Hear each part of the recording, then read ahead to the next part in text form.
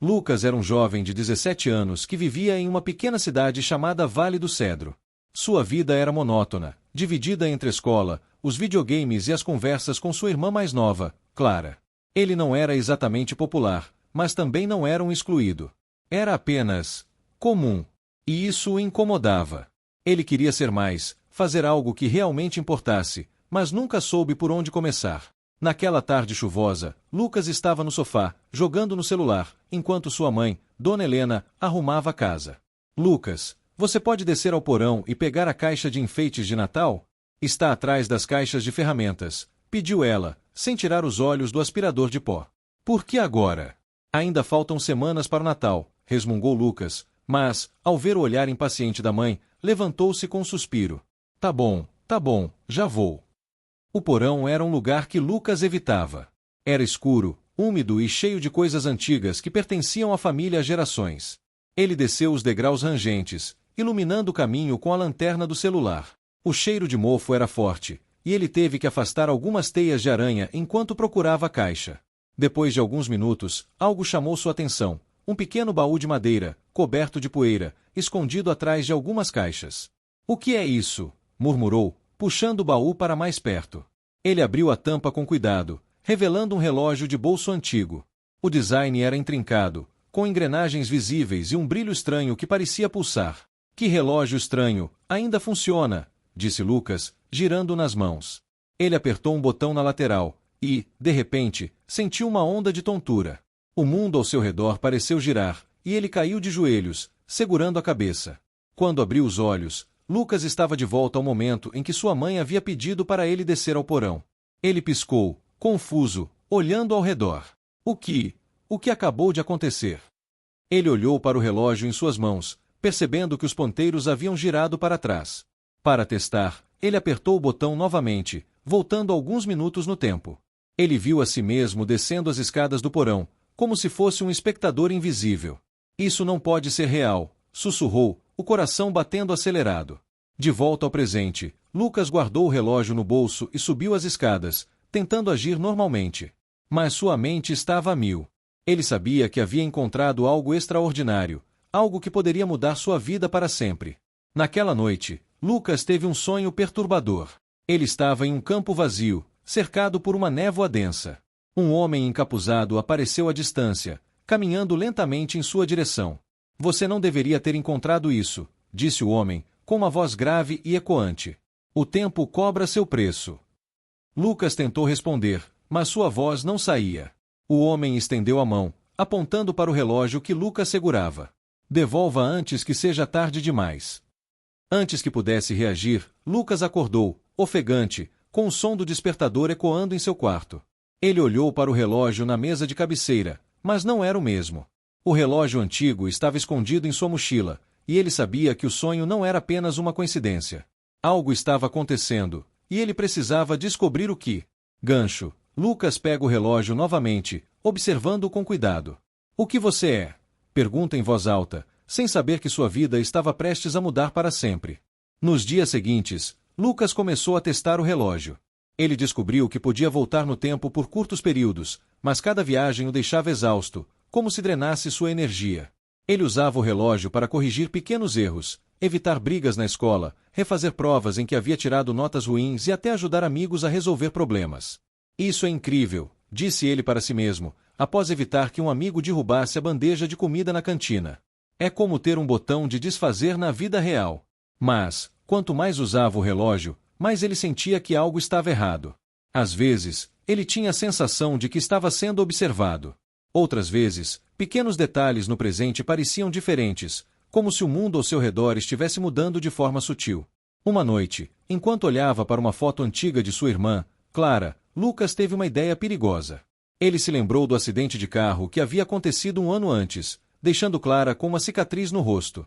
Ela sempre dizia que não se importava, mas Lucas sabia o quanto aquilo a afetava.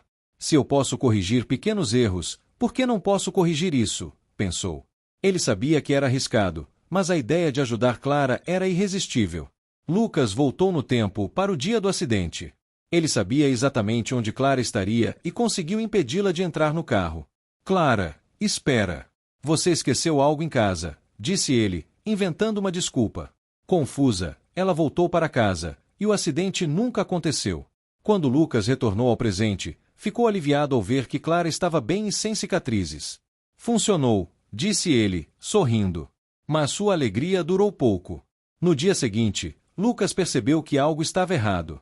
Seus amigos começaram a agir de forma estranha, como se não o conhecessem tão bem. Clara, embora saudável, parecia distante, como se guardasse um segredo.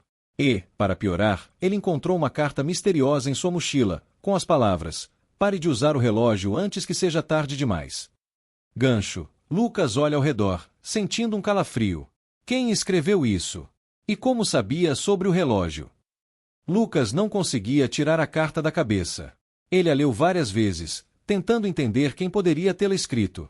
Pare de usar o relógio antes que seja tarde demais. Mas como alguém sabia sobre o relógio? Ele não havia contado a ninguém. Nos dias seguintes, ele começou a notar algo estranho, uma sensação constante de estar sendo observado. Às vezes, enquanto caminhava para a escola, ele via um homem de sobretudo preto parado na esquina, olhando diretamente para ele. Outras vezes, sentia que alguém o seguia, mas, ao se virar, não havia ninguém. "Estou ficando paranoico", murmurou para si mesmo, tentando ignorar a sensação. Mas, naquela noite, tudo mudou. Lucas estava voltando para casa após uma aula de reforço quando ouviu passos atrás de si. Ele acelerou o passo, mas os passos também aceleraram. O coração disparou, e ele se virou rapidamente, segurando a mochila como se fosse um escudo. "Quem está aí?" gritou, tentando parecer corajoso. Do outro lado da rua, sob a luz fraca de um poste, estava o homem de sobretudo preto. Ele tinha uma postura imponente, e seu rosto estava parcialmente coberto por um chapéu. "Você é Lucas, certo?" disse o homem, com uma voz grave e calma. "Eu sou Elias. E precisamos conversar." Lucas deu um passo para trás, desconfiado. "Como você sabe meu nome? E o que você quer?" Elias deu um passo à frente, mas manteve as mãos à vista, como se quisesse mostrar que não era uma ameaça. "Eu sei sobre o relógio. E sei que você o encontrou. Estou aqui para avisá-lo. Você está brincando com algo que não entende." Lucas ficou em silêncio por um momento, tentando processar o que estava acontecendo. "Como você sabe sobre o relógio?" perguntou, finalmente. "Porque eu sou o guardião do tempo", respondeu Elias. "E aquele relógio não deveria estar em suas mãos." Elias explicou que o relógio era um artefato antigo, criado por um alquimista chamado Magnus há séculos. Magnus havia tentado manipular o tempo para salvar sua família, mas suas ações acabaram destruindo sua própria realidade. O relógio era o único fragmento restante dessa realidade perdida, e seu uso desequilibrava o tecido do tempo. "Cada vez que você usa o relógio, você cria uma fenda no tempo", disse Elias. "Essas fendas podem parecer pequenas agora, mas, se continuarem a crescer, podem destruir tudo." Lucas balançou a cabeça, incrédulo. "Isso é loucura. Eu só usei o relógio para corrigir algumas coisas. Não pode ser tão perigoso assim." Elias deu um passo à frente, olhando diretamente nos olhos de Lucas. "Você acha que está no controle, mas não está. O tempo cobra seu preço, e, se você continuar, perderá tudo o que ama." Elias estendeu a mão. "Me entregue o relógio. Eu posso protegê-lo e garantir que ele não cause mais danos." Lucas hesitou. Ele sabia que Elias poderia estar dizendo a verdade, mas também sabia que o relógio era sua única chance de corrigir os erros do passado. "Eu não posso", disse ele, finalmente. "Ainda há coisas que preciso consertar." Elias suspirou, parecendo desapontado. "Eu tentei avisá-lo. Mas lembre-se, cada escolha tem consequências. E você não está preparado para enfrentá-las." Gancho. Elias desapareceu na escuridão, deixando Lucas sozinho na rua. Mas, ao chegar em casa, Lucas encontrou algo que o deixou em choque. O relógio estava brilhando intensamente, como se estivesse reagindo a algo. Na manhã seguinte, Lucas acordou com uma sensação de inquietação. Ele olhou para o relógio, que agora parecia mais pesado em suas mãos. "O que está acontecendo com você?" murmurou, mas não obteve resposta, obviamente. Ele decidiu guardar o relógio em sua mochila e seguir para a escola, tentando agir normalmente. Mas, ao longo do dia, ele percebeu que estava sendo seguido novamente. Desta vez, não era Elias. Eram dois homens vestidos de preto, com óculos escuros e uma postura rígida. Eles não tentavam se esconder, estavam claramente atrás dele. Lucas tentou ignorá-los, mas, quando a escola terminou, os homens o seguiram até um beco próximo. Lucas Martins, disse um deles, com uma voz fria. Precisamos que você venha conosco. Quem são vocês? Perguntou Lucas, tentando parecer confiante, mas sentindo o coração disparar. Somos da Ordem do Fluxo, respondeu o outro homem. E sabemos que você está com o relógio. Ele pertence a nós. Lucas não esperou para ouvir mais. Ele virou-se e correu, ouvindo os passos dos homens atrás de si. Ele sabia que não poderia escapar sozinho, então tirou o relógio da mochila e apertou o botão, voltando alguns minutos no tempo.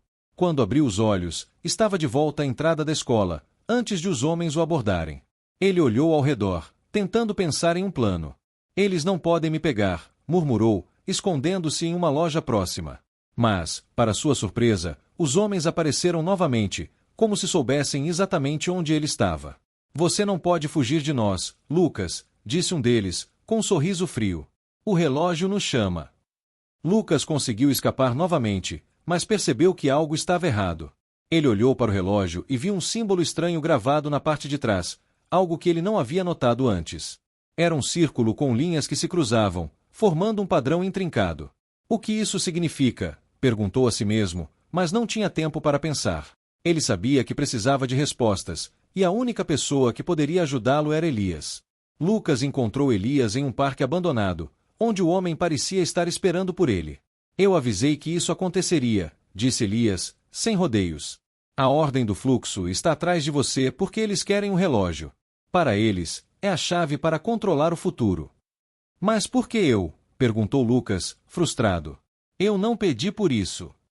Porque você o encontrou, respondeu Elias.